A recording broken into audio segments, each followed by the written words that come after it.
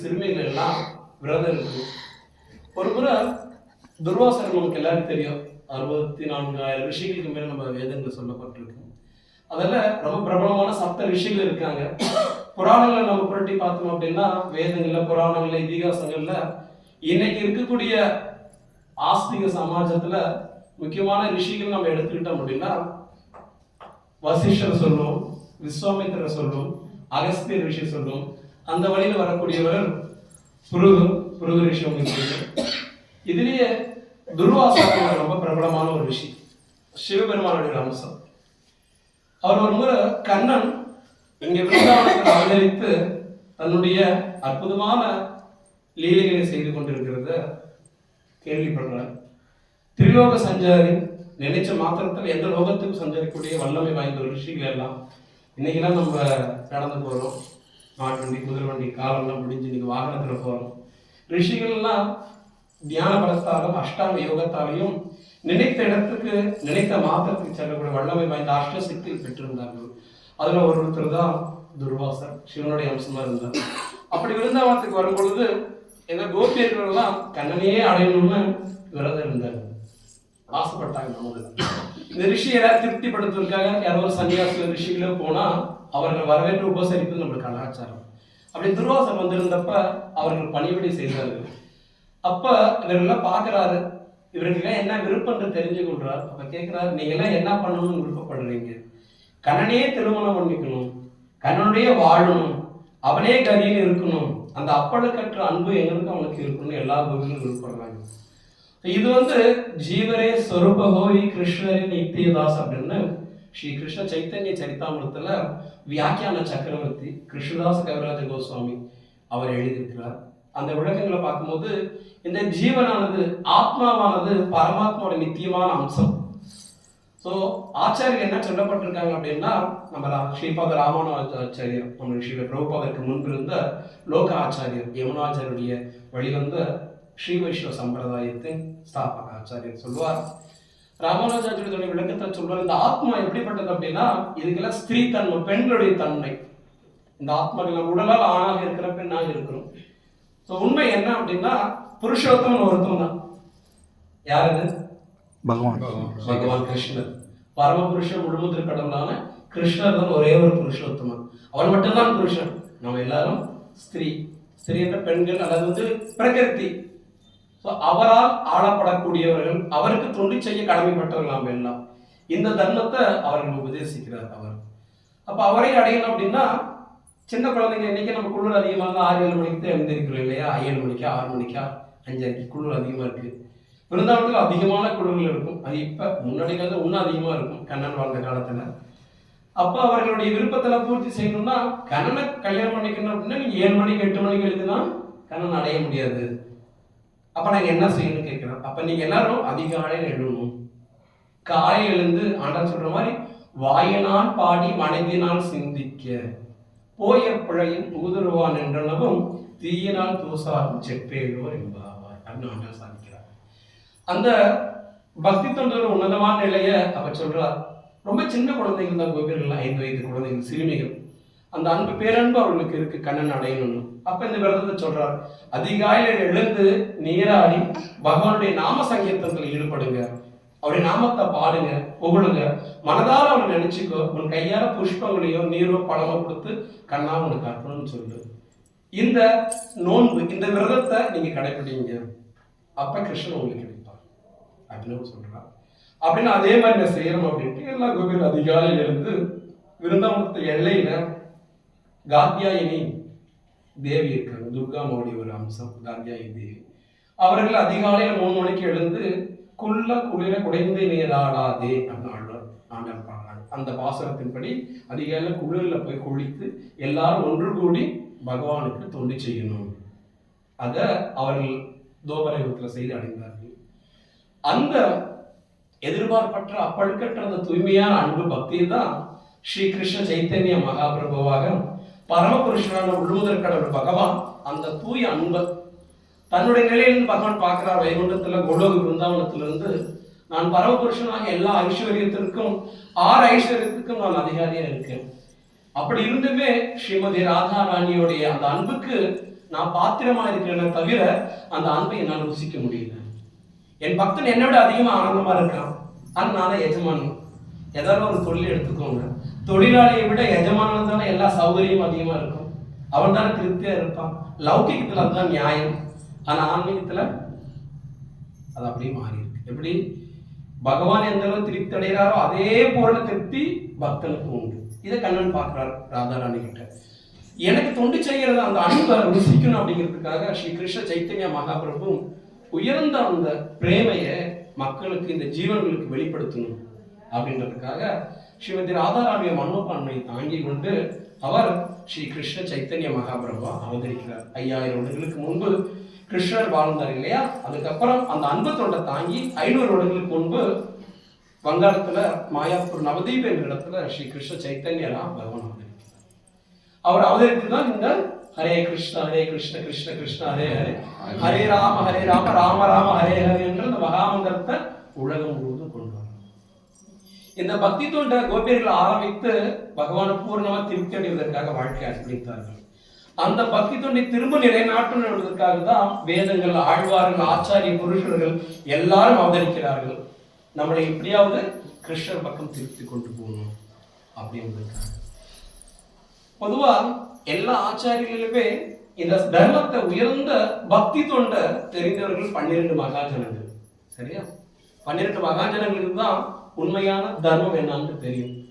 யார் அப்படின்னா பிரம்மதேவர், நாரதர், சனத்குமாரர்கள், ஜனக மகாராஜா, பலி மகாராஜா, துருவன், பிரகலாதன், யம தர்மராஜா, வயாசகி, சுகதேவ கோஸ்வாமி, வியாசர், சிவபெருமான். இந்த 12 மகாஜனங்கள்ல மிக மிக முக்கியத்துவம் வாய்ந்தவர்கள் அப்படின்னா 2 பேரை வரல விட்டு சொல்வார்கள், உயர்ந்த பாகவத ஒத்துவர்கள். யார் அப்படின்னா பிரகலாத மகாராஜாவும் துருவ மகாராஜாவும்.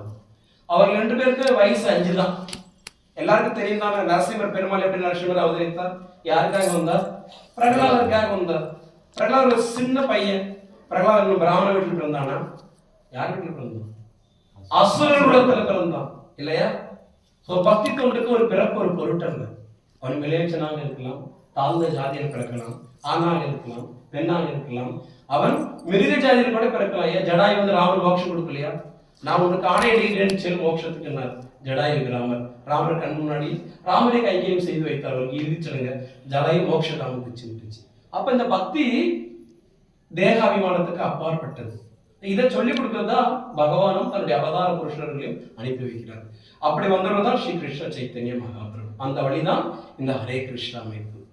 இந்த பக்தி தொண்டை கோபியர்கள் பயிற்சி பண்ணது போல பிரகலாதனும் துருவ மகாராஜாவும் சிறு வயதிலே பயிற்சி பண்றாங்க. 12 மகாஜனங்கள் எப்படி விரல விட்டு 2 பேரை நம்ம மேற்கொண்டு காட்டுறோமோ அதே போல சாதாரணமா யாரும் அந்த உயர்ந்த நிலைக்கு போக முடியாது. சதுர்முக பிரம்மா இருக்கிறார். பிரம்மாவுக்கு அந்த பேர் புகழ் கிடையாது. இந்த பிரபஞ்சத்தையே ஊழிகளத்தில் அழிக்கக்கூடிய சிவபெருமான் இருக்கார், ருத்ரர், அவருக்கு அந்த பேர் கிடையாது. ஆனா பிரகலாதனுக்கும் துருவனுக்கும் உயர்ந்த பேர் இருக்கு. துருவனுக்கு பகவான் தேகத்தை விட்டு கிளம்பி போகும்போது மரணத்தை கண்டு பயப்படாத ஜீவன்களே இந்த பிரபஞ்சத்துல பக்தியின் வல்லமையை நம்ம பார்க்கலாம். எந்த அளவுக்கு இந்த பக்தி சொல்பம் அபியஸ்ய தர்மஸ்ய திராயத்துவம் மகத்துவம் பயம். கண்ணன் சொல்றாரு, அர்ஜுனா ஒரே ஒரு சின்ன தூளி அளவு நீ பக்தி அப்படி செஞ்சீங்கன்னா மிகப்பெரிய அபாயமான மரணத்திலிருந்து நான் உனக்கு விடுவிக்கிறேன். அதுக்கு மேல ஒருபடி மேலே கொடுக்கிறார். துருவன் தன்னுடைய வாழ்நாள் முழுவதும் கிருஷ்ணனுக்கு பக்தி செஞ்சதுக்கு அப்புறம் தன்னுடைய மோட்சதாமமான துருவ சக்கரவர்த்தி வாழக்கூடிய துருவ நட்சத்திரம் இருக்கு இல்லையா, அந்த லோகத்துக்கு போறதுக்காக காலம் வருது. அப்ப நம்ம எல்லாரும் கண்டு பயப்படக்கூடிய பிரபஞ்சமே நடக்கக்கூடிய அந்த கால தேவன் இருக்கிறான் இல்லையா, மரண தேவன், அவன் துருவனுக்கு மண்டிவிட்டு துருவ மகாராஜா தன்னுடைய பாதங்கள் அந்த மரண தேவனோட கால் வச்சு வைகுண்ட பதவி ஏறி போறார். இதுதான் பக்தனுக்கும் மற்றவர்களுக்கும் உள்ள வேறுபாடு. இந்த பக்தி எப்படிப்பட்டதுன்னா மரணத்தையும் தன்னுடைய காலடியில் வைக்கக்கூடிய சக்தியை வாய்ந்தது. அதனால இந்த பக்தி தொண்டு எல்லாத்தோட உயர்ந்தது. அப்படிப்பட்டவர் தான் துருவ சக்கரவர்த்தி. அதே போல பிரகலாத மகாராஜா, அவருக்கு 5 வயது தான், அசுர குடும்பத்தில் பிறந்தார். நமக்கு நேரம் என்னன்னு சொல்றோம், அல்லது நம்ம வந்து ஒரு பிராமணனா பிறக்கல, எனக்கு வேத மந்திரங்கள் தெரியாது, உபனிஷத்து படிக்க முடியாது, அது எதுவுமே தேவையில்லை, எதுவுமே ஒரு பொருட்கள் இல்லை. நமக்கு இருக்க வேண்டிய 2 விஷயம் தான். ஏன்னா உடனே உயிர் இருக்கணும், நாமத்தை சொல்ல நாக்கு இருக்கணும். எல்லாரும் சொல்ல முடியும் இல்லையா? ஹரே கிருஷ்ணா கிருஷ்ண கிருஷ்ணா ஹரே ஹரே, ஹரே ராம ராம ராம ஹரே ஹரே. யசோதேவர் அழகா சொல்றான், சின்ன பிள்ளைதான், அவளுக்கு இன்னும் 5 வயசு கூட ஆகல. ஆமா தானே? சோ எந்த ஒரு விஷயத்தை பக்தியை யாராலையும் தடுக்கவே முடியாது. நம்ம சொல்லலாம் எவ்வளவு கஷ்டம் இருக்குங்க, என் கணவன் பக்தி பண்றதுக்கு விட மாட்டேங்கிறாரு, ஹரே கிருஷ்ணா வீட்டுல ஜெபம் பண்ணா என்ன நீங்க மந்திரம் சொல்றியா, இல்ல என்னது பக்தி தொண்டுக்கு சாமியாரே போறியா, இது மாதிரி வீட்டுல பல கலங்கங்கள் பல கஷ்டங்கள்லாம் வந்து நம்ம நால்வரும் கேட்கணும் 1000 குடும்பத்துல இருந்து. சாமானியா நம்ம குடும்பத்திலே பக்தி பண்ண கஷ்டம் அப்படின்னா திரௌபதி எடுத்துக்கோங்க, எவ்வளவு கஷ்டப்பட்டாங்க வாழ்க்கையில. திரௌபதிக்கு வராத கஷ்டம் நம்ம வாழ்க்கையில யாராவது ஒருத்தர் கை தூக்கி சொல்லுங்க இந்த பிரபஞ்சத்துல. யாரோ ஒருத்தருக்கு வந்திருக்குமா அவங்களுக்கு வந்த கஷ்டம்? பிரகலாதன் தன் அப்பா எந்த அப்பாவை தன் பையனை விஷம் வச்சு கொள்வானா? பிரகலாத் செஞ்சது என்ன? ஒன்னே ஒண்ணுதான், நாராயணான்னு சொன்னான். அது ஒண்ணுதான் பண்ண தப்பு இல்லையா? ஹரே கிருஷ்ணான்னு சொன்னான், அது ஹரே கிருஷ்ணன் பிடிக்கல. அப்ப என்ன பண்ணாவன்? யானைய மிதிக்கி விட்டு கொல்ல பார்த்தான், பெரிய மலை பொந்திலிருந்து தள்ளிவிட பார்த்தான், கடலை தூக்கி எரிஞ்சான், நெருப்புல வச்சான் எரிச்சான், விஷம் எரிஞ்சு பாம்பை கொடுத்து கடிக்க வச்சு பார்த்தான். எல்லாத்துக்கும் நாராயணா என்ற நாமத்தை சொல்லி பிரகலாதன் ரட்சிக்கப்பட்டான். அப்புறம் தன்னுடைய தாயாருடைய கையிலேயே கொடுத்து பிரகலாத கொள்றதுக்கு விஷயத்தை கொடுத்தான், என்ன விஷயம். அதே பிரகலாதம் ஏற்போம் சார், நாராயணா உனக்கே இருக்கணும்னு சொல்லி அப்படியே பிரகலாதம் காப்பாற்றப்படுறோம். அந்த மாதிரி நம்மள வீட்டுல யாரும் கொடுப்படுத்தலையே. பகவான் நாமத்தை சொல்றது நம்ம எவ்வளவு சொல்றோம் இல்லையா? அதேத்தில் சொல்றா, இந்த பகவத்கீதை வாங்கிக்கோங்க, ராமாயணம் வாங்கிக்கோங்க, பக்தி பண்ணுங்க. அமர்ந்த நெடுங்குரலில் அயல் மனையாளருடன் அழுத்த பழங்கதைகள் நினைத்து நினைத்து பேசுவார், விமலனை பாடவா என்றால் நேரமே இல்லை என்பார். இவர்களும் நமது வழி வருவது கடினம், மனமுருக மனிதர் துயரே அடைவர். எவருக்கும் கிடைக்க தருவோ ஹரிபஜனம் எளிதில் கிடைக்கும் வருவோம் அகஸ்தியர் சொல்லியிருக்கார். இந்த நாமத்தை சொல்லுங்க, எளிமையான வாழ்க்கை. ஹரே கிருஷ்ணா கிருஷ்ண கிருஷ்ண ஹரே ஹரே, ஹரே ராம ராம ராம ஹரே ஹரே. இது ஷோடசக நாமனாம் கலிகல்மஷநாசனவ் அப்படின்னு வேதங்கள் சொல்லுது. இந்த 16 வார்த்தைகள் சொன்ன இந்த நாமத்தை சொன்னாவே இந்த கலியுகத்தில் இருக்கிற எல்லா கஷ்ட நஷ்டத்துல இருந்தும் தேகாபிமானத்துல இருந்தும் 3 வகையான துன்பங்கள் இருக்கு. அதி தெய்வீக, அதி ஆத்மிக, அதி பௌதிக. தெய்வத்தால் வரக்கூடிய கஷ்டங்கள், தேவர்களால் வரக்கூடிய கஷ்டங்கள், இயற்கையின் சீற்றங்கள், இது 3 நம்மளை எப்பயுமே துன்பப்படுத்திட்டே இருக்கும். இப்ப குளிர் அதிகமா வருதா, அப்புறம் வெயில் அதிகமா வரும், அப்புறம் மழை அதிகமா வரும். இது எல்லாத்துக்கும் மத்தியில கடன் பிரச்சனை வரும் இல்லையா, குடும்ப பிரச்சனை வரும், உடம்புல வியாதி வரும், வருது இல்லையா, கொசு கடிக்கும், எல்லா பிரச்சனையும் வரும். எல்லா பிரச்சனைக்கும் ஒரே தீர்வுனா ஹரே கிருஷ்ணா கிருஷ்ண கிருஷ்ண ஹரே ஹரே, ஹரே ராம ராம ராம ஹரே. இந்த நாமத்தை சொல்றது அவ்வளவு நன்மை. இது நம்ம சொன்ன மக்கள் என்ன சொல்றாங்க? அமர்ந்து நெடுங்குரலில் அயல் மனையாளருடன் அழுத்த பழங்கதைகள் நினைத்து நினைத்து பேசுவார். உட்காந்து இப்ப வீட்டுக்கு தெருவில் 5 மணி 6 மணி ஆனாலாம் வேலைக்கு போயிட்டு துண்டு தட்டி போட்டு உட்காந்துருப்பாங்க. நான் அப்படி வாழ்ந்தா இப்படி வாழ்ந்தா, அந்த வீட்டுல இந்த பிரச்சனை, இந்த வீட்டுல அந்த பிரச்சனை, அந்த ஊர்ல இப்படியாச்சு போச்சு வந்து 10 12 விடிய பேசுவான். அடுத்த பழங்கதைகள் பார்த்துருக்கீங்களா, பேசியிருக்கீங்களா? பேப்பர் எடுத்தாலும் அதே பழங்கதைகள் தான். அங்க இது நடந்துச்சு, அங்க இது நடந்துச்சு, இப்படி திருடிட்டு போயிட்டாங்க, கொலைய அடிச்சுட்டாங்க, கற்பழிச்சுட்டாங்க, ஏன்னா ஏமாத்திட்டான், தூக்க மாட்டிட்டான், இதே குப்பை தொட்டி கதை தான் இருக்கும். பழங்கதைகள் நடந்தது, முடிஞ்சது. ஒரு நையா பைசா பிரயோஜனம் இருக்கா? அதைத்தான் பேசுவோம். என்ன சொல்றோம்? அந்த விஷயங்களை பேசுறதுக்கு நேரம் இருக்கும். விமலனை பாடவா என்றால் நேரமே இல்லை என்பார். 15 வருஷத்துக்கு பஜனை பண்றோம், 15 பேர் தான் உட்காந்துருக்கீங்க. மத்தவங்களாம் வேலூர்ல எங்க போயிட்டாங்க. பழங்கதைகளை நினைத்து நினைத்து பேசிக்கிட்டே இருக்க வேண்டியதான். எப்படி தவளை தான் வாயால பாம்பு அழைக்கிறது போல. தவளை என்ன பண்ண மழை காலத்துல கத்திட்டே இருக்கும். கத்திட்டே இருந்தா தவளைக்கு என்ன பயன்? ஒரு பயனும் கிடையாது. பாம்புக்கு என்ன பயன்? தவளை இங்கதான் இருக்கு, போய் சாப்பிட்டுக்கலாம், பாம்பு வந்து தவளை சாப்பிட்டு. அந்த மாதிரி சினிமா துறையை பார்க்கறதும் சரி, அரசியல் பார்க்கறதும் சரி, பௌதிகமான கிருஷ்ணருக்கு சம்பந்தப்படாம, பெருமாளுக்கு தொடர்பு இல்லாம, ராமரை பற்றி பேசாம, கற்பா ராமபிரானி எல்லாம் மற்றும் கற்பரோம் புற்பா முதலாம் புள்ளெரும்பாது ஒன்று இன்றியே நற்பாடு அயோத்தியில் வாழும் சராச்சாரம் உற்றவும் நற்பாடுக்கு வைத்து நான் நாள் பெற்ற நாட்டிலேன்னு ஆழ்வார் பாடுறாங்க. கல்வி அப்படின்னாவே ராமரை பற்றி கற்கிறதா, பேசுறது அப்படின்னா ஜனார்த்தனன் கண்ணனை பத்தி தான் பேச. கீர்த்தையந்து கிருஷ்ணன் சதத்தம் கீர்த்தையந்தோ எப்படி என்ன பத்தி பேசிட்டு, அப்ப இந்த நாக்கு படைச்ச பையனா ஆகுது. இல்லைன்னா தவளை கத்துற மாதிரி கத்தி பாம்பு கூப்பிடுற மாதிரி. இந்த மாதிரி வேதங்கள் நமக்கு முறைய ஆச்சரியங்கள் சொல்லி கொடுத்துருக்காங்க. அந்த வழி வந்தவர்தான் பிரகலாதன். அவ்வளவு கஷ்டம் இருந்தும் பகவானோட நாமத்து மேல பற்று உள்ளவர்களாக இருந்தார்கள் பக்தர்கள். அதனாலதான் இந்த 12 மகாஜனங்கள்ல மிக சிறந்த இடமா நரசிம்மர் சொல்றார், உன்னம் யூழி காலங்கள் தோன்றின ஆயினும், எத்தனை பிறவைகள் வந்தாலும், நான் எத்தனை கோடி ஜென்மத்தில் பிறவைகள் எடுப்பினும் உன்னை போல ஒரு உயர்ந்த பக்தனை நான் பார்த்ததில்லை நரசிம்மர் பிரகலாத சொல்றார். உனக்கு கொடுக்கக்கூடிய இந்த பதவியானது இதுவரை யாருமே அடைந்தது இல்லை. அந்த அளவுக்கு நரசிம்மர் மேல் பற்று அவனுக்கு, பிரகலாதனுக்கு. பகவான் உள்ள காப்பாற்றுவார், அவர் மேல அந்த அன்பு இருந்தது. அப்ப பக்திக்கு பகவான் இறங்கி வர்றார் இல்லையா? அந்த பக்தி தொண்டுடைய உயர்ந்த நிலை தான் பிரேமை. அந்த நிலையில் இருந்தவர்கள் தான் இந்த 12 மகாஜனங்கள். அவர்கள் வழிவந்தவர்கள் தான் நம்முடைய ஸ்ரீல பிரபுபாத், பக்தி வேதாந்த ஸ்ரீல பிரபுபாத், ஸ்ரீ கிருஷ்ண சைத்தன்ய மகாபுருடைய தீர்க்கதர்ஷி. 500 வருடங்களுக்கு முன்பு என்னுடைய பிரதிநிதி ஒருத்தர் வருவார், பட்டில் தொட்டில்கள்ல கிராமம் தோறும் இந்த நாம சங்கீதம் நடக்கும் அப்படின்னு 500 வருடத்துக்கு முன்னாடி எழுதி வச்சிருக்கிறார் சைத்தன்ய மகாபுரு. இன்னைக்கு இருக்கா? இன்னைக்கு வேலூர்ல பண்றாங்க பஜனை, சேலத்துல பண்றாங்க, மேச்சேரியில பண்றாங்க, ராமக்கல், நரசீபுரம், தமிழ்நாட்டிலே கிட்டத்தட்ட 200-300 கிராமத்துக்கு மேல பண்றோம். உலகம் முழுவதும் எடுத்துக்கோங்க, 10,000 பிரான்ச்சுக்கு மேல இருக்கு நம்மளுக்கு. இன்னைக்கு முழுவதும் இன்னைக்கு நடைமுறைக்கு வந்துருச்சா? இதெல்லாம் பகவானுடைய விருப்பம். இந்த கலியுகத்துடைய யுக தர்மம் எல்லாருக்கும் கொண்டு போய் சேர்க்கணும். அந்த மாதிரி இந்த உயர்ந்த தர்மத்தை யுகம் தோறும் பகவான் தன் பிரதிநிதி மூலம் அனுப்பி வைக்கிறார். அப்படி வந்தவர்கள் தான் 12 மகாஜனங்கள். அதன் வழிதான் ஸ்ரீ கிருஷ்ண சைத்தன்ய மகாபிரபு தன்னுடைய பக்தி தொண்டை இந்த உலகத்துக்கு கொண்டு வந்து கொடுக்கிறார். இந்த பக்தி தொண்டு எதிர்பார்ப்பற்றது. பகவானுக்கு அந்யாபிலாஷித சூன்யம்னு வேதங்கள் சொல்லப்படுது. கண்ணனுக்காக ஒரு பூவோ ஒரு பழமோ ஒரு தீர்த்தமோ கொடுத்து கண்ணா உனக்கு அர்ப்பணம் அப்படின்னு சொல்ற அந்த அன்பு இருக்கு இல்லையா? அந்த அன்புக்கு இந்த உலகத்துல இருந்த எந்த ஒரு எதுவுமே சமானம் கிடையாது. அதுக்கு கண்ணன் நமக்கு என்ன பரிசு கொடுக்கிறார்? என்ன கொடுக்கிறார்? வைகுண்ட பிராப்தி.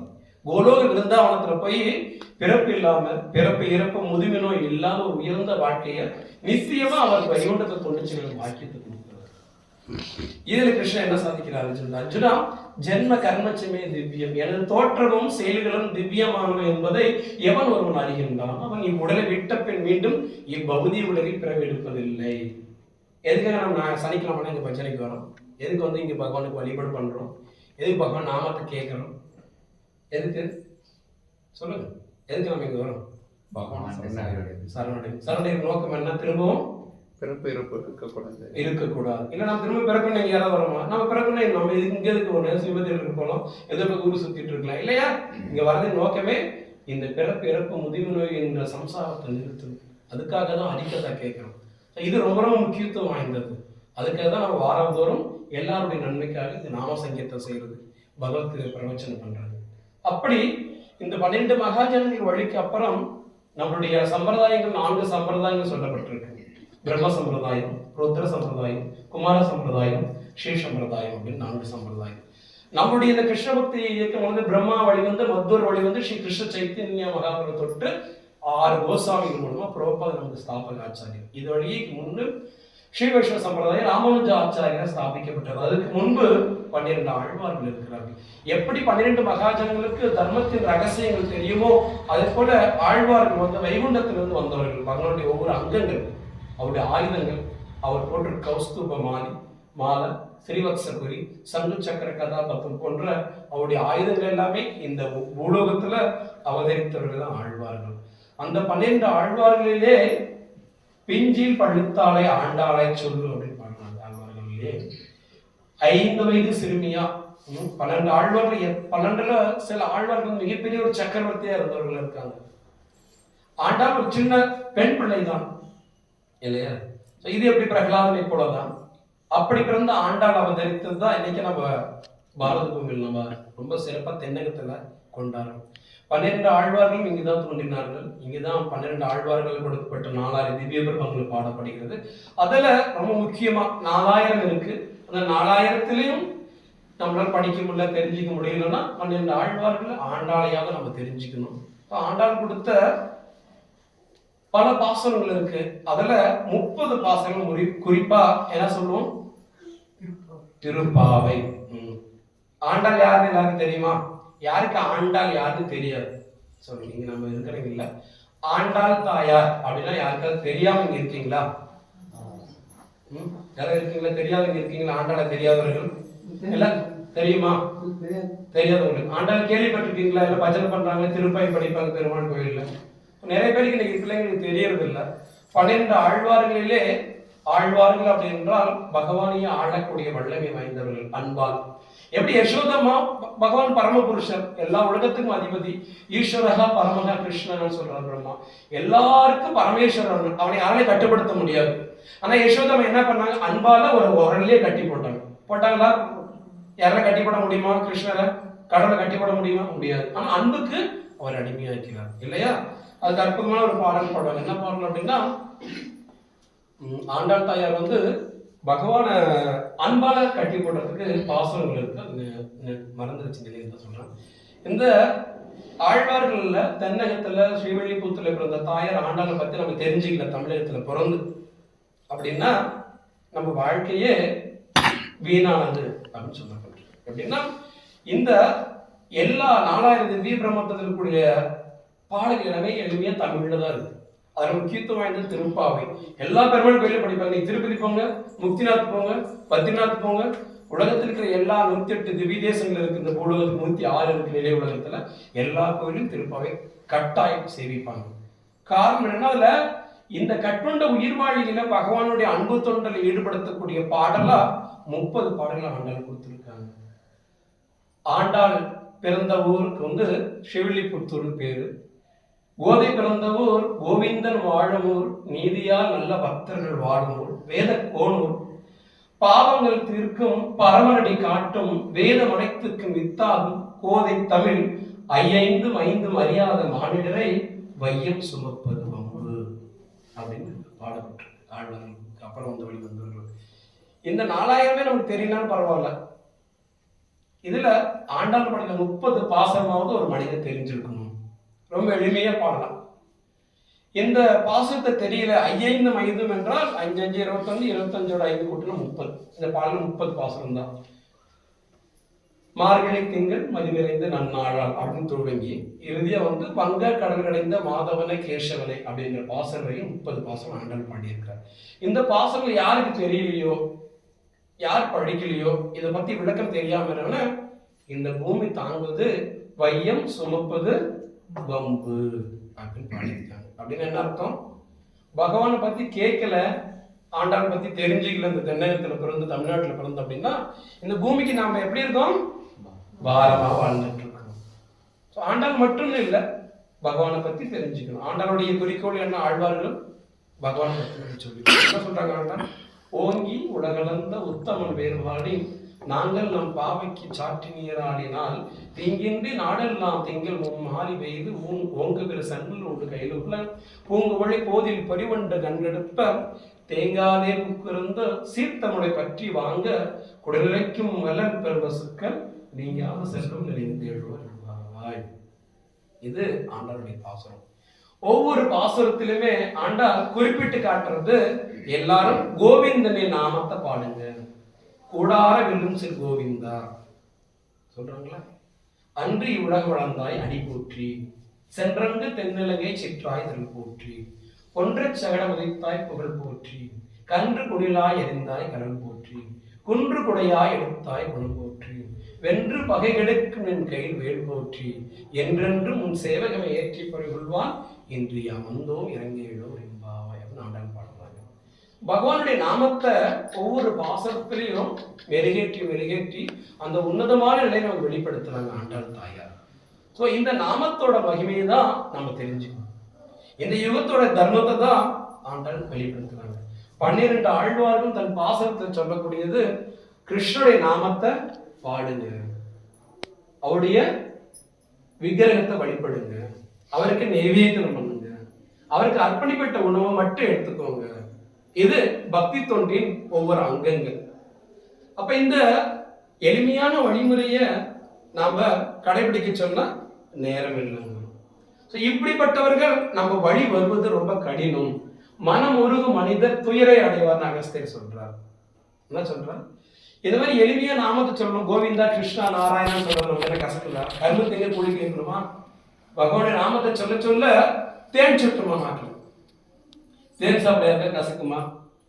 கரும்பு சாப்பிட யாராவது கூலி கேட்போமா? ஆனந்தம் தானே. அது மாதிரி தான் பகவான் நாமத்தை சொல்றதுக்கு எந்த ஒரு கட்டுப்பாட்டு விதிமுறைகளும் கிடையாது. ஒவ்வொரு யுகத்துக்கும் ஒவ்வொரு யுக தர்மங்கள் இருக்கு. இந்த கலியுகத்துடைய யுக தர்மமே ஹரிநாம சங்கீர்த்தனம் தான். அதை மக்களுக்கு சொல்லிக் கொடுக்கணும், எல்லா உயிர் வழியிலும் நாம சங்கீதத்தில் ஈடுபடுகிறதுக்காக தான் பகவான் ஆழ்வார்கள் அனுப்பி வைக்கிறார், ஆச்சாரியர்கள் அனுப்பி வைக்கிறார். பிரபுபாதர் போன்ற உயர்ந்த ஒப்பற்ற நிகரற்ற ஒரு ஆச்சாரியர்களை இந்த உலகத்துக்கு கொடுத்திருக்கிறார். இதன் மூலம் நம்ம சரியா பயன்படுத்துகிற இந்த வாய்ப்பை எல்லாம் அதுக்குத்தான் நம்ம சத்சங்க நிகழ்ச்சி இந்த மாதிரி ஏற்படுத்துறோம். எல்லாரும் வாரந்தோறும் வரணும், பகவானை பத்தி கேட்கணும், அவர் நாமத்தை வாயினால் பாடி மனைவினால் சிந்திக்க போய பழை பூதுருவான் என்றனவும் தீயினால் தூசாகும் செப்பேழோர் என்பாவே நான்தான் பாடுவாங்க. எப்படிப்பட்டது இந்த நாமமானது? ஆழ்வார் ஒரு பாசம் சொல்லுவாங்க, இந்த ஹரே கிருஷ்ண கிருஷ்ண கிருஷ்ண ஹரே ஹரே ஹரே ராம ராம ராம ஹரே ஹரே என்ற இந்த நாமமானது இந்த பிறவியில மட்டும் செஞ்ச பாவம் இல்ல, கடந்த பிறவியில செஞ்ச பாவங்கள், வருங்காலத்தில் நீ செய்ய போக இருக்கக்கூடிய பாவம் அனைத்தையும் தீயினால் எரிக்கப்பட்ட ஒரு பஞ்சு போல எல்லாத்தையும் எரிக்க சாம்பலாக்கிறோம். அவளும் சக்தி வாய்ந்தது நாமம். பகவான் நாமத்தின் வல்லமை என்ன அப்படின்னா, நம்ம எல்லாருக்கும் பல ஆசைகள் இருக்கும் இல்லையா? நம்ம ஒரு நல்லா படிக்கணும், ஒரு வேலைக்கு போகணும், நல்ல முறையில் திருமணம் பண்ணிக்கணும், கையிலே சம்பாதிக்கணும் இல்லையா?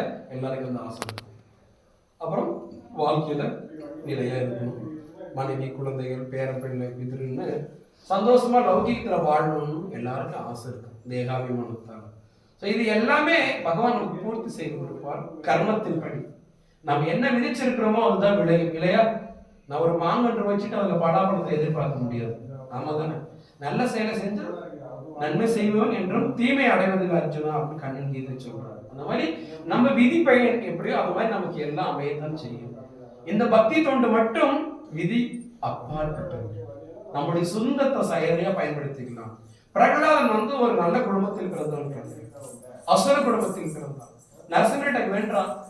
நரசிம்மர் கேட்கிறார், என்னைக்கு வதம் பண்ணதுக்கு அப்புறம் பிரகலாதா உனக்கு என்ன வர வேண்டும் கே அப்படின்னு. பிரகலாத் சொல்றான், நான் ஒரு அசுர குடும்பத்துல ஒரு நீச்சமான குடும்பத்துல பிறந்திருக்கேன், என்கிட்ட போய் நீங்க என்ன வேணும்னு கேட்குறீங்க, எனக்காக நீங்க அவதரித்ததே எனக்கு பெரும் பாக்கியம் அப்படின்னு பிரகலாத் சொல்றாரு. ஸோ எந்த குடும்பத்தில் நம்ம பிறந்திருந்தாலும், நம்ம ஆணாக இருந்தாலும் சரி, பெண்ணாக இருந்தாலும் சரி, குழந்தையா இருந்தாலும், இளைஞனா இருந்தாலும், முதியவர்களாக இருந்தாலும், ஹரிநாமம் எல்லாருக்கும் ஒரே மருந்து. எல்லா பிரச்சனைக்கும் ஒரே திருவிழா, அது ஹரிநாம சங்கீர்த்தனம் தான். குழந்தரும் செல்வம் தந்திரும் அடியார் படுத்துயர ஆயனம் எல்லாம் நிரந்தரம் செய்யும் நீள்விசும் அருளும் அருளோடு பெருநிலம் அளிக்கும் பெற்ற தாயினும் ஆயினும் செய்யும் வளம் தரும் சொல்லை நான் கண்டுகொண்டேன் நாராயணா என்னும் நாமம் பாடியிருக்காங்க. இது குழந்தரும். இந்த நாமத்தை சொல்றதுல ஹரே கிருஷ்ணா கிருஷ்ண கிருஷ்ண ஹரே ஹரே ஹரே ராம ராம ராம ஹரே ஹரே. இது மாதிரி நாமத்தை சொல்ல எனக்கு என்ன கிடைக்கும், என்ன கிடைக்காதுன்னு ஆச்சாரியர்கள் கேட்கிறாங்க. உனக்கு என்ன கிடைக்காது? தன் பக்தனுக்கு தவிர வேற என்ன செய்ய மாட்டார் பகவான். அவர் நமக்காகவே இருக்கிறார். எந்த அளவுக்கு நம்ம சரணடைஞ்சி தூய்மையா பக்தி செய்யறோமோ அந்த பக்திக்கு சரணாகதிக்கு ஏற்ப பகவான் நமக்கு இறங்கி நமக்கு எல்லா வசதியும் செஞ்சு கொடுப்பார். நமக்கு அந்த அளவுக்கு நம்பிக்கை இருக்கணும், அந்த அளவுக்கு தீவிரமான பக்தி தொண்டு இருக்கணும். அப்படி இருந்தா ஒவ்வொரு க்ஷணமும் பகவானை நம்ம பார்க்கலாம். அதுக்கான வாய்ப்பு இருக்கு. அந்த பக்தி தொண்டு நம்ம எளிமையா இந்த கிருஷ்ண பக்தி நம்ம சொல்லி கொடுத்துட்டு இருக்கோம். இந்த நாமத்துடைய மகிமை எப்படிப்பட்டது அப்படின்னா, நம்ம ஏன் மற்ற தேவர்கள் வழிபடக்கூடாது? நம்ம சிவபெருமான வழிபடுறோம், முருகனை கும்பிடுறோம் இல்லையா? தேவர்கள் நிறைய இருக்காங்க, 33 தேவர்கள் இருக்காங்க. எல்லாரும் ஒவ்வொரு நாளும் திங்கள் ஒரு கோயிலுக்கு போவாங்க, செவ்வாய்க்கிழமை சஷ்டி விரதம் கடைபிடிப்பாங்க, சதுர்த்தி கணபதி கடைபிடிப்பாங்க, கிருத்திகை முருகனுக்கு கடைபிடிப்பாங்க, வெள்ளிக்கிழமை அம்பாளுக்கு கடைபிடிப்பாங்க, சனிக்கிழமை பெருமாள் கோயிலுக்கு போவாங்க, ஞாயிற்றுக்கிழமை இன்னொரு கோயிலுக்கு போவாங்க இல்லையா? ஒவ்வொரு நாளும் ஒவ்வொரு தேவர்கிட்ட மக்கள் போய் வழிபடுவது சாமானியமே இருக்கு. இவர்கள் எல்லாராலையுமே இந்த ஆத்மாவுக்கு பூர்ண திருப்தியை கொடுக்க முடியாது. ஏன்னா நம்முடைய சொரூபம் கிருஷ்ணன் தொண்டு செய்வதுதான். பாரதத்துல வியாசர் சுகதேவ கோஸ்வாமிக்கு உபதேசம் பண்ணார் இல்லையா? அதை பரீட்சித்துக்கு திரும்ப சொல்றார். அப்ப சுகதேவர் சொல்றார், ராஜனே, இந்த ஜீவாத்மோட நிலைமை எப்படின்னா, நீர்ல இருந்து ஒரு மீனை வெளியே எடுத்துட்டோம்னா அந்த மீனுக்கு சௌகரியமான ஒரு வீடு கட்டி கொடுத்துடலாம், அதுக்கு தூங்குவதற்கு மெதுவான ஒரு மெத்தை செஞ்சு கொடுத்துடலாம், அந்த மீன் சந்தோஷமா இருக்குமா? அழகா வீடு கொடுத்து ஏசி கொடுத்துடலாம், மெத்தையில படுக்க வச்சிடலாம், சந்தோஷமா இருக்குமா? இருக்காது. அது சாப்பிட்றதுக்கு 6 வகையான சுவையான பிரசாதம் செஞ்சு கொடுத்தாங்க, லட்டு, குலோப் ஜாம், சமோசா, பாயாசம் எல்லாம் கொடுக்கலாம். மீன் சந்தோஷமா இருக்குமா? ஏன் இருக்காது? ஏன் இருந்துடும்? அதுதான் வீடு கட்டி கொடுத்துட்டோம், மெத்தையில கொடுத்துட்டு ஏசி போட்டு கொடுத்துருக்கோம், சாப்பிட்றதுக்கு எல்லா பிரசாதம் கொடுத்துருக்கோம். அப்ப ஏன் அந்த மீன் சந்தோஷமா இருக்காது? பீடமே தண்ணி தானே. அதோடைய தர்மத்திலிருந்து பிரிதடைந்து இருக்கு. மீனோட தர்மம் எப்படி தண்ணீர்ல வாழ்வதோ, இந்த ஜீவாத்மோட தர்மம் கிருஷ்ணருக்கு தொண்டு செய்யறது. அந்த மீனுக்கு நீங்க என்ன வேணாலும் கொடுத்து பாருங்க, அது திருப்தி அடையாது. திரும்ப அந்த மீனை தண்ணீர் விட்டா சந்தோஷமா ஆனந்தமா இருக்கும். அதை போலதான் நம்ம எப்ப ஹரே கிருஷ்ணா கிருஷ்ண கிருஷ்ண ஹரே ஹரே ஹரே ராம ராம ராம ஹரே ஹரே நாமத்தை சொல்றோமோ, அப்ப மீன் தண்ணீர் இருக்கிற மாதிரி நாம கிருஷ்ணனுடைய தொடர்புல இருக்கணும். புரியுதா? எப்ப இந்த மீன் தண்ணீர் வெளியே எடுத்துட்டீங்களோ அது சந்தோஷம் இல்லை, நிம்மதி இல்லை, திருப்தி இல்லை, துயரம் தான். அத மாதிரிதான் எப்ப நம்ம கிருஷ்ணரை மறந்துடுறோமோ, எப்ப நாராயணரை மறந்துடுறோமோ, அப்ப கஷ்டம் கவலைகள் நம்மளை பீடிச்சிருக்கும். சைத்தன்ய மகாபிரபு தன்னுடைய சிக்ஷா அஷ்டகத்தில் சொல்றாரு என்னன்னா, சேத்தோ தர்ப்பண மார்ஜனம் பவ மகா தாவாக்னி நிர்வாபனம் ஸ்ரேய கைரவ சந்திரிகா வித்தரணம் வித்யாவது ஜீவனம் ஆனந்தாமுதி வர்தனம் பிரதிபதம் பூர்ணாமிருத ஸ்வாதனம் சர்வாத்ம ஸ்னபனம் பரம் விஜயத்தே ஸ்ரீ கிருஷ்ண சங்கீர்த்தனம். ஸ்ரீ கிருஷ்ண நாம சங்கீர்த்தனத்துக்கு ஜெயம் உண்டாகட்டும். இது என்ன பண்ணுது? சேத்தோ தர்ப்பண மார்ஜனம். நமக்கும் கிருஷ்ணருக்கும் உள்ள அந்த தொடர்பை மறைக்கக்கூடிய அந்த அறியாமையை விளக்கு. எது? ஹரே கிருஷ்ண கிருஷ்ண கிருஷ்ண ஹரே ஹரே ஹரே ராம ராம ராம ஹரே ஹரே. இந்த நாமத்தை நீங்க நடக்கிறப்ப, குளிக்கிறப்ப, தூங்குறப்ப, ஓடுறப்ப, வேலை செய்யறப்ப 24 மணி நேரம் சதத்தம் கீர்த்தயந்தோ மாம் அப்படின்னு கண்ணன் சொல்லிக்கிறாரு. அர்ஜுனா 24 மணி நேரத்துல ஒரு 12 பேர் நீங்க தொழில் செஞ்சுக்கோ, வீட்டுல தூங்குறதுக்கு ஒரு 8 மணி நேரம் தூங்கிக்கோ, மற்ற வேலையெல்லாம் செஞ்சுக்கிட்டு காலையில் சாயங்காலம் 2 நிமிஷம் விளக்கு கொடுத்து கோவிந்தா கோவிந்தான்னு சொல்லிட்டு போன்னு சொல்லல கண்ணன். என்ன சொன்னார்? சதத்தம் கீர்த்தயந்தோ மாம். ஒவ்வொரு க்ஷணமும் அவருடைய நாமத்தை சொல்லிட்டு இருக்கணும். எப்படி? ஹரே கிருஷ்ண கிருஷ்ண கிருஷ்ண ஹரே ஹரே ஹரே ராம ராம ராம் சொன்னா இது பலன் என்ன?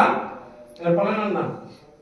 திரும்பவும் அவருடைய லோகத்துக்கு போகலாம். அதுக்குதான் இந்த நாம சங்கீர்த்தன மகிமையை உணர்த்துவதற்கு தான் எல்லா ஆச்சாரிய புருஷரும் அவதரித்திருக்காங்க. எல்லா கிரந்தங்களும், ராமாயணம் இருப்பது, மகாபாரதம் இருப்பது, எல்லாமே நாம சங்கீர்த்தன மகிமை சொல்வதுதான். இதோட மகத்துவம் எப்படிப்பட்டது அப்படின்னா, கைலாசத்துல சிவபெருமானுக்கு பல பக்தர்கள் இருக்காங்க. எப்படி சிவனுக்கு விஷ்ணுவுக்கு பக்தர்கள் இருக்காங்க இல்லையா, அந்த மாதிரி கைலாசத்துல எண்ணிலடங்காத பூதகணங்கள் சிவனுக்கு பக்தனா இருக்கு. அதுல கண்டாகரன் ஒரு பக்தன் இருக்கான். அவன் பிசாசு. சிவனுக்கு பூதநாதன் ஒரு பேர் இருக்கு. தெரியுமா? கேள்விப்பட்டிருக்கீங்களா? பூதநாதன் ஒரு பேர் இருக்கு. தமோகுணத்தில் இருக்கக்கூடிய எல்லா உயிர்வாளிகளுக்கும் சிவபெருமான் தான் அடைக்கலாம். அவர் தான் எல்லாரையும் கடாட்சித்து அன்பாலித்து நற்கதி கொண்டு போடும் சக்தி சிவனுக்கு பகவான் கொடுத்திருக்கிறார். விஷ்ணுவின் கட்டளையின் கீழ் சிவன் இந்த தொண்டை செய்கிறார். அப்படி இருக்கக்கூடிய சிவபெருமானின் தலையாய பக்தர்கள் நந்தியை போல கண்டாகரன் ஒருத்தன். இவன் எப்படிப்பட்டவன் அப்படின்னா, சிவன் நாமத்தை தவிர வேற எதை கேட்டாலும் கழுத்துல காவல் ஒரு பெரிய மணி கட்டியிருப்பான். நீ நாராயணான்னு சொல்றதுக்கு நான் அப்படின்னு வாயெடுத்தினா தலையாட்டிடுவான், மணி அடிக்கும். எந்த நாமம் அவன் கேட்காது. கோவிந்தான் சொல்லணும், போற வழியில கோவனுக்கு காது கேட்டாலும் தலையாட்டிடுவான். ஏன்னா வேற நாமம் காதல் விடக்கூடாது. நீங்க நாஸ்திகர்கள்லாம் இருக்காங்க இல்லையா, கடவுள் நம்பிக்கை இல்லை, கடவுள் வழிபட மாட்டோம், இன்னைக்கு போன நான் பெரியார் கட்சிக்காரன் நாஸ்திகன், என்னது என்ன கவிதை எழுதி வச்சிருக்காங்க இல்லையா, கடவுள் இருக்குன்னு சொல்றவங்க பைத்தியக்காரன் அப்படின்னா. ஸோ அப்படிப்பட்டவர்கள் மாதிரி எல்லாமே அவரோட உயர்ந்தவன் தான் சிவபெருமான் பக்தன். அவருடைய குறிக்கோள் சிவபக்தன். சிவனே பரமபுருஷன் நம்பி அவருக்கே தொண்டு செய்திருந்த கண்டாகரன் பேர். கைலாசத்துல எப்படிப்பட்ட பக்தன் அப்படின்னா, சிவனுக்காக தன் வாழ்க்கை அர்ப்பணித்த பக்தர்களை மிகச் சிறந்தவன் கண்டாகரன். சிவபெருமான அகம் குளிர திருப்திப்படுத்தக்கூடிய ஒரு தொண்டன். ஒரு நாள் சிவன் தன்மையில் இருக்கார். அப்ப சிவபெருமான் போய் கண்டாகரன் கேட்கிறார், பரமபதநாதனே பரமசிவனார்கிட்ட கேட்கிறார், சுவாமி உங்ககிட்ட ஒரு விஷயம் கேட்கலாமா? கேள் கண்டாகிறார். என்ன வேணும் கேள், உனக்கு என்ன தயக்கம் அப்படிங்கிறார். பெருமாள் எனக்கு மோட்சம் தருவீங்களா அப்படின்னு கேட்கிறார். அப்ப சிவன் என்ன யோசிக்கிறார், சிரிச்சுட்டு, அவசியம் உனக்கு கிடைக்கும், ஆனா அது என்னால கொடுக்க முடியாது. மோட்சம் இச்சே ஜனார்த்தனஹா அப்படின்றார். சிவன் கண்டாகரன் சொல்றா, நீ என்னுடைய அதீத பக்தன் தான். ராவணன் சிவனோட பக்தன் தான், கும்பகர்ணன் சிவனோட பக்தன் தான். பார்க்கலாம், எத்தனையோ அசுரர்கள் சிவனுடைய பக்தர்கள் இருந்திருக்காங்க. ஆனா அவர் என்ன சொல்றாரு அப்படின்னா, மோட்சம் இச்சே, பிறப்பு இறப்பு முதுமையிலிருந்து நீ விடுபடணும், இந்த ஜீவாத்மனுடைய சொரூப நிலைக்கு ஒருத்தனை அடையணும் அப்படின்னா ஜனார்த்தனன், கிருஷ்ணரை தவிர விஷ்ணுவை தவிர ஹரி வினாநாத்தாரந்தின்னு வேதம் சொல்லுது. பகவான் ஹரியை தவிர நம்ம யாராலே காப்பாற்ற முடியாது சம்சாரத்துல இருந்து. அப்ப கண்டாகரண்ட சிவன் சொல்றார், நீ என்னுடைய தீவிர பக்தனா இருந்தாலும் எனக்கு இல்லை, உனக்கு இல்லை, எனக்கே மோட்சம் வேணும். யார்கிட்ட போகணும்? கிருஷ்ணருக்கு தான் போகணும்.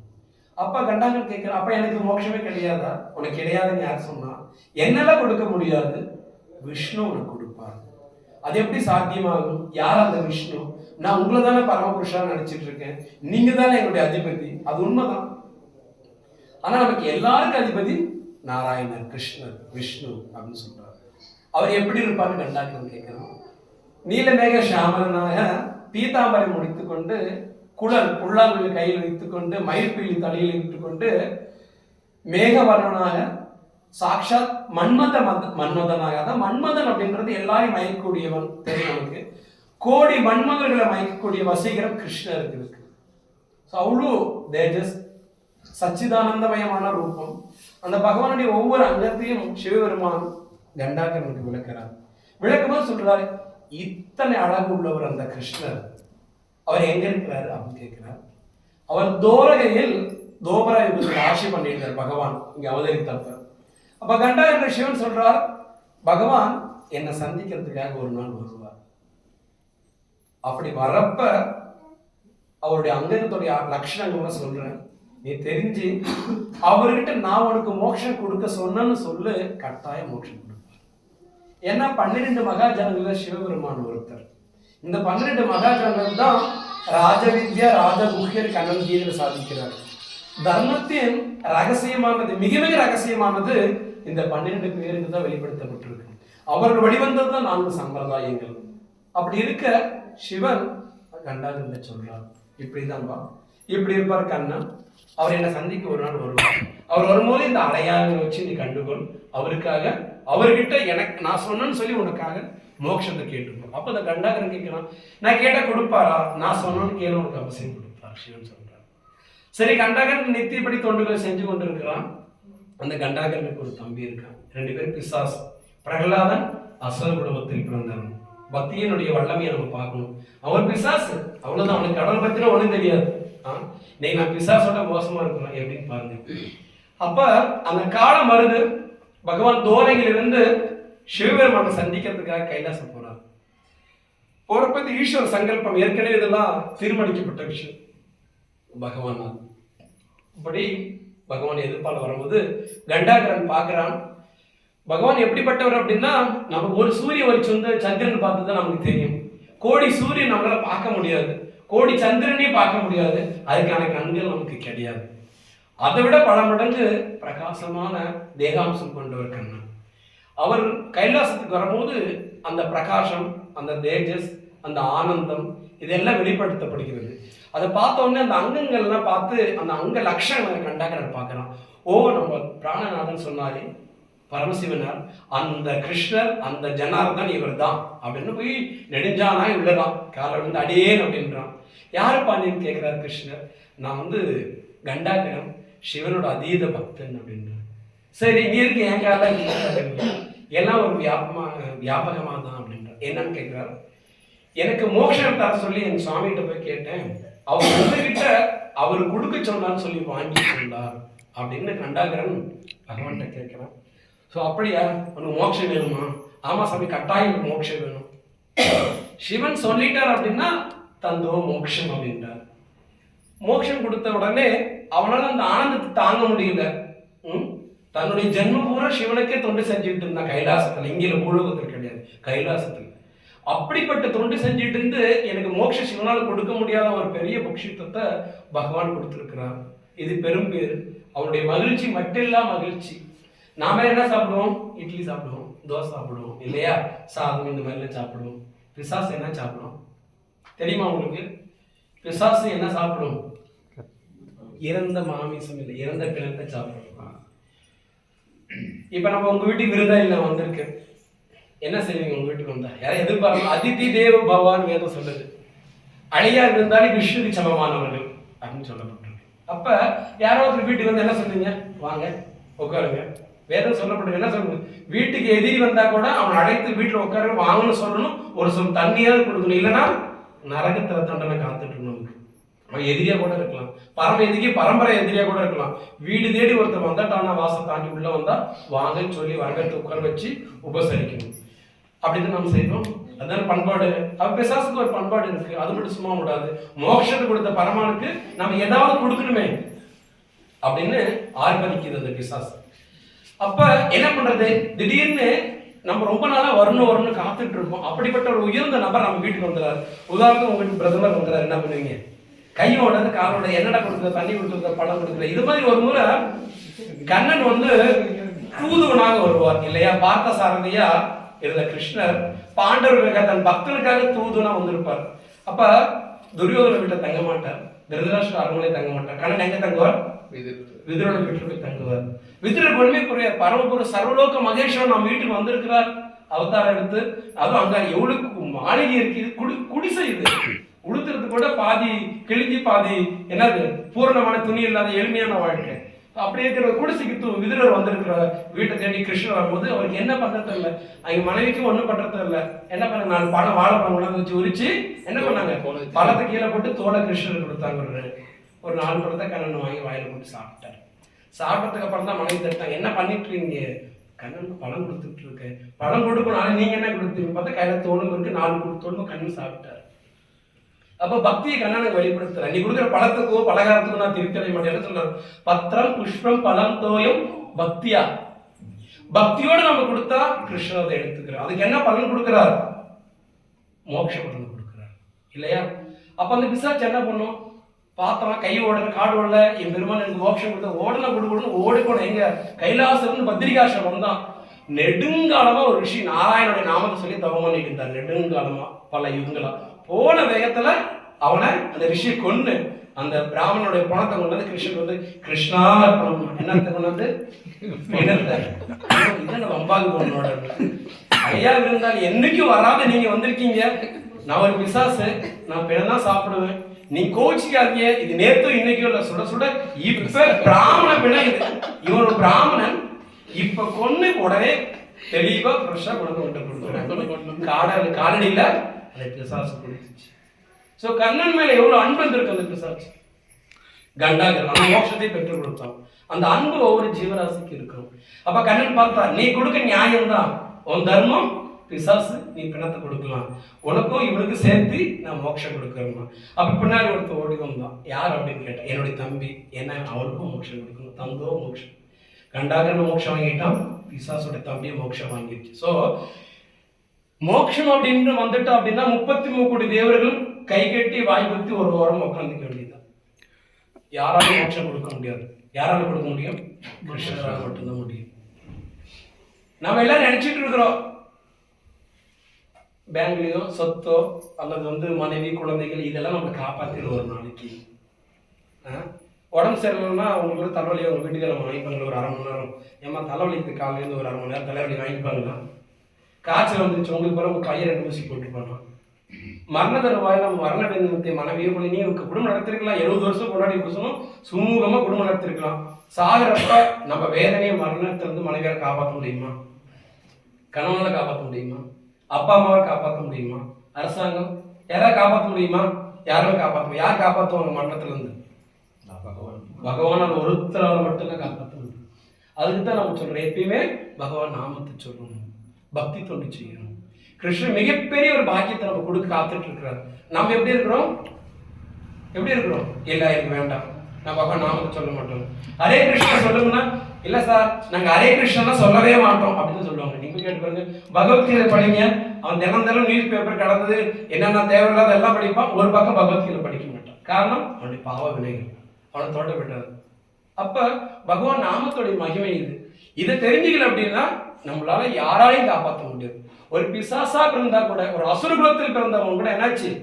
பிரகலாதன் யாரும் அடையாத 12 மகாஜங்க ராஜாவான துருவன் மரண் மீதே காடு வச்சுப்பாங்க. ஸோ அந்த மாதிரி இந்த பக்தி தொண்டுடைய சக்தி நமக்கு இருக்கு. அதோடைய வல்லமை நமக்கு தெரியல. கிருஷ்ணர் சைத்தன்ய மகாபிரபு தன்னுடைய கிருஷ்ணனுடைய எல்லா சக்திகளும் எதில் இருக்கு? ஹரே கிருஷ்ணா கிருஷ்ண கிருஷ்ண ஹரே ஹரே, ஹரே ராம ராம ராம ஹரே ஹரே. இந்த நாமத்தில் இருக்கு. இந்த நாமத்துல பகவானுடைய எல்லா சக்திகளும் இருக்கு. நம்ம தினமும் கொஞ்சம் கொஞ்சம் பகவான் நாமத்தை சொல்ல சொல்ல சொல்ல சொல்ல இது என்ன பண்ணும் அப்படின்னா நம்ம இருதயத்தில் இருக்க காம குரோத மத மாசம் லோபம் அனர்த்தங்கள் எல்லாமே விளக்கி ஒரு கண்ணாடியில தூசு இருந்தா தொடச்சிட்டா நம்ம முகத்தை நல்லா பார்க்கலாம் இல்லையா? ஒரு கண்ணாடியில தூசு இருந்தா நம்ம முகத்தை பார்க்க முடியுமா? பார்க்க முடியாது. அப்ப என்ன பண்ணணும்? துடைக்கணும். துடைச்சிட்டா தூசு போயிட்டு நம்ம முகத்தை அழகா பார்க்கலாம். அது மாதிரி நம்ம இருதயத்தில் இருக்கிற பௌதிக ஆசைகள் தேவையில்லாத அனர்த்தங்கள் எல்லாம் போகணும்னா ஹரிநாம கீர்த்தனம் பண்ணணும். இது மாதிரி வாரம் வாரம் எல்லாரும் வரணும், மற்ற நபர்களை அழைச்சிட்டு வரணும், நாம பஜனை பண்ணணும். 6 மணினா 6 மணிக்கு கரெக்டாக வரணும். ஒரு ஆஃபீஸ்க்கு போகிறோம், வேலைக்கு போகிறோம், 8 மணிக்கு உங்களுக்கு வேலைக்கு வரணும். நீங்கள் 9 மணிக்கு போவீங்களா? வேலைக்கு சேர்த்துப்பானா? அதில் மட்டும் நம்ம கரெக்டாக ஒரு அக்கறை இருக்கும். ஒரு பஜனைக்கு போகிறோம், ஒரு கோயிலுக்கு போகிறோம், பகவத் பிரவச்சனுக்கு போகிறோம், 6 மணிக்கு பஜனை ஆரம்பிக்கிறாங்க அப்படின்னா ஓடி ஆசையாக வந்து உட்காந்து கேட்கணும். யாருக்காக? நமக்காக, நம்ம குடும்பத்துக்காக இல்லையா? இந்த நாம சங்கீதத்தை நம்மளை காப்பாற்றும். இதுதான் ஒரே வழி. அப்ப இதுல ஒரு சரித்திர புராணங்கள் இருக்கு. இந்த உறவுகள் எல்லாம் குலசேகர ஆழ்வார் முகுந்த மாலைன்னு ஒரு புத்தகம் இருக்கு, நீங்க போகும்போது